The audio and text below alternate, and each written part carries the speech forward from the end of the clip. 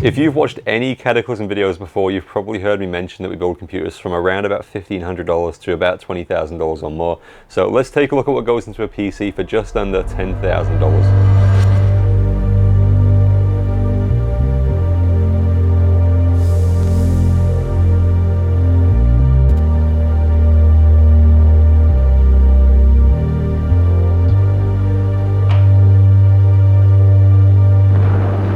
So about a month ago, Kamal had a chat to me, and he was originally looking for a top-end gaming PC around about $5,000, but in the end it's gotten closer to $10,000. And as you can probably tell from these boxes I've got next to me here, it's a Ryzen 9 7950X computer.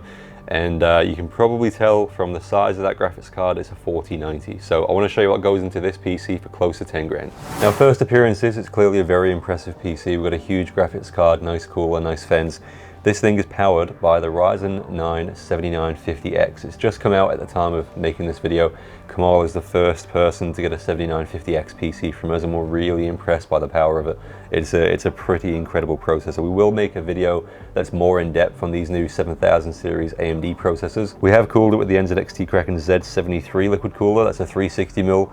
Fans are sitting along the top. We'll talk about those fans in a second, but you can see at the minute we just got this swirling NZXT logo here. You can put your CPU and GPU temperatures on there, put a little GIF on there or photos or whatever you personally prefer. Now the graphics card is huge. It's an RTX 4090. This one's a Zotac Extreme Amp Aero 24 gig graphics card, and depending on which video you've seen first, you may have seen a video where we built a very similar PC for Felix. He had a 7900X, and we had this exact same graphics card. Check out this power cable here. So you know what we're like. We like to make sure that all the cables are nice and neat.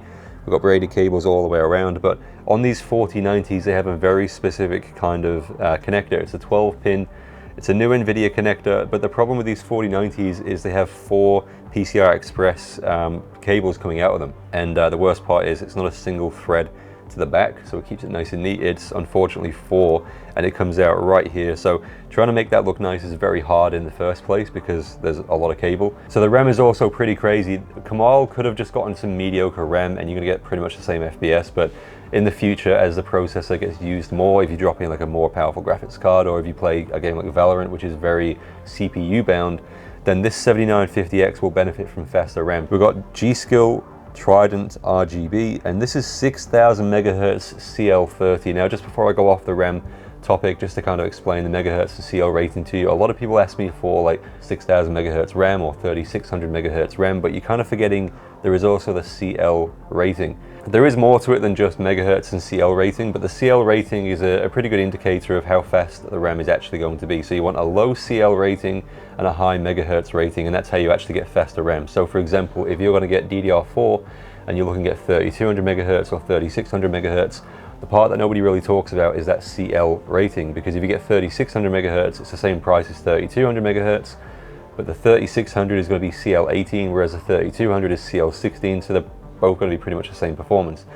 Now in this case, we've got a very low CL rating for DDR5 RAM. A lot of these are still like 42, 44 CL rating, and they're still, you know, 5200 megahertz, 5600 megahertz, but this is 6000 megahertz CL30. It's pretty crazy RAM. It's pretty expensive, but you know, it's going to boost the processor performance overall. And I did say this PC was nearly $10,000, so keeping in line with that, we have gone with a crazy motherboard. This is an Asus ROG Crosshair X670E Hero motherboard. So it's got Wi-Fi 6, Bluetooth 5, 12 USB ports, including 2 USB 4 ports, and it takes 5 M2 SSDs, and it supports PCI Express 5.0. Now you can't see it in this shot, but the power supply is a Corsair RM1000E. So that supports PCI Express 5.0, and the 1000 watts is perfect for the 7950X processor and the 4090, which altogether will draw about 800 watts under full load. Now Kamal is mainly gaming and streaming, so the SSD in this PC is a Gen 4 2TB Corsair MP600 core, and that's good for 5000 megabytes per second.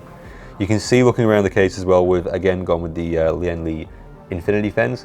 These are obviously black, and the Infinity Fens once again means you get this nice infinity edge effect on the side here and on the little circle in the middle of the Fen there too. So if you're looking for a completely custom PC like Kamal was, this is roughly $10,000. The price will increase or decrease depending on what time of the year you get it. If you want to get your own, just have a chat to me anytime.